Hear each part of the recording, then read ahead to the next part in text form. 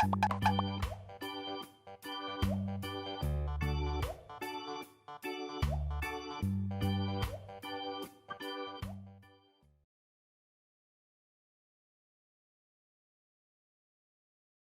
kingfisher.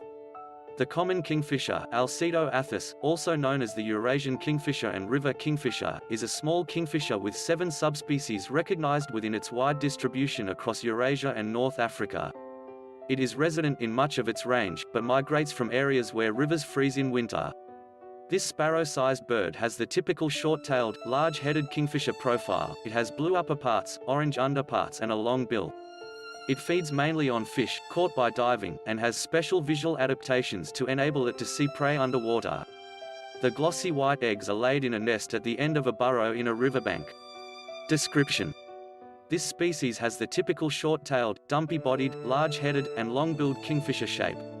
The adult male of the Western European subspecies, A.A. aspida, has green-blue upperparts with pale azure blue back and rump, a rufous patch by the bill base, and a rufous ear patch. It has a green-blue neck stripe, white neck blaze and throat, rufous underparts, and a black bill with some red at the base. The legs and feet are bright red. It is about 16 centimeters long with a wingspan of 25 centimeters, and weighs 34 to 46 grams. The female is identical in appearance to the male except that her lower mandible is orange-red with a black tip. The juvenile is similar to the adult, but with duller and greener upperparts and paler underparts. Its bill is black, and the legs are also initially black. Feathers are molted gradually between July and November, with the main flight feathers taking 90 to 100 days to molt and regrow. Some that molt late may suspend their molt during cold winter weather. The flight of the kingfisher is fast, direct and usually low over water. The short, rounded wings whir rapidly, and a bird flying away shows an electric blue flash down its back. In North Africa, Europe and Asia north of the Himalayas, this is the only small blue kingfisher. In South and Southeast Asia, it can be confused with 6 other small blue and rufous kingfishers, but the rufous ear patches distinguish it from all but juvenile blue-eared kingfishers. Details of the head pattern may be necessary to differentiate the 2 species where both occur.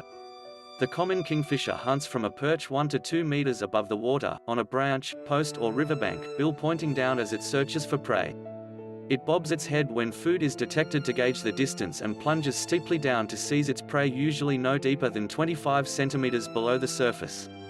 The wings are opened underwater and the open eyes are protected by the transparent third eyelid. The bird rises beak first from the surface and flies back to its perch. At the perch, the fish is adjusted until it is held near its tail and beaten against the perch several times. Once dead, the fish is positioned lengthways and swallowed head first.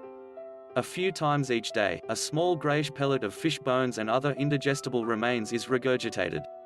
A challenge for any diving bird is the change in refraction between air and water. The eyes of many birds have 2 foveae. The fovea is the area of the retina with the greatest density of light receptors, and a kingfisher can switch from the main central fovea to the auxiliary fovea when it enters water. A retinal streak of high receptor density which connects the 2 foveae allows the image to swing temporally as the bird drops onto the prey. The egg-shaped lens of the eye points towards the auxiliary fovea, enabling the bird to maintain visual acuity underwater.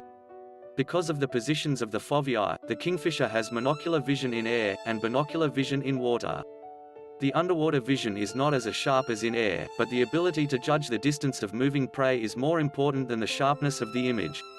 Each cone cell of a bird's retina contains an oil droplet that may contain carotenoid pigments. These droplets enhance color vision and reduce glare. Aquatic kingfishers have high numbers of red pigments in their oil droplets. The reason red droplets predominate is not understood, but the droplets may help with the glare or the dispersion of light from particulate matter in the water.